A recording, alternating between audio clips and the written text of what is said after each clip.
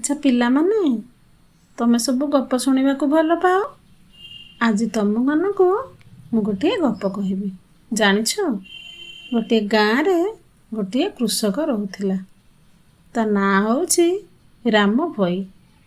ସେ ଅତି ସରାଗରେ ଗୋଟିଏ କୁକୁର, ଗୋଟିଏ ବିଲେଇ, ଆଉ ଗୋଟିଏ ମାଙ୍କଡ଼ ଆଉ ଗାଈଟିଏ ପାଳିଥାଏ। ଗାଈ ପାଖରୁ କ୍ଷୀର ଖାଇବ ବୋଲି ଥରେ ସିଏ ଭୋଜି ଭାତର ଆୟୋଜନ କଲା। ଭୋଜିରେ ତ ଜାଣିଛ, ବିଭିନ୍ନ ପ୍ରକାରର ଜିନିଷ ସବୁ ତିଆରି ହୁଏ।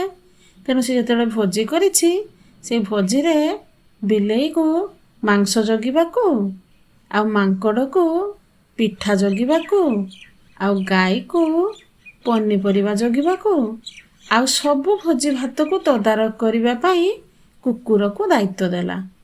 କୁକୁର ସବୁ ବସିକି ତଦାରଖ କରୁଥାଏ। ଦୂରରୁ ଥାଇ ଦେଖିଲା ମାଙ୍କଡ଼ ପିଠା ଜଗିବା ବଦଳରେ ପିଠା ସବୁ ଖାଇଯାଉଛି। ତେଣୁ ସେ ରାଗିଗଲା। ରାଗି ଯାଇ ତାକୁ ପଚାରିଲା, ତୁମେ କ'ଣ କରୁଛ?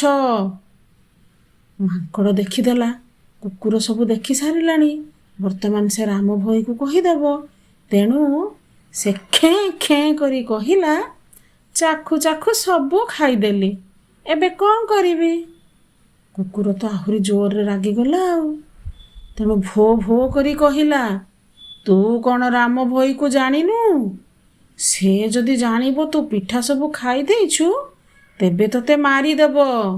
ତେଣୁ ତୁ ଏଠାରୁ ଶୀଘ୍ର ପଳା। ମାଙ୍କଡ଼ ଦୁଃଖରେ କୁକୁର, ବିଲେଇ ଆଉ ଗାଈକୁ କହିଲା, ହଉ, ମୁଁ ତାହେଲେ ପଳାଇ ଯାଉଛି।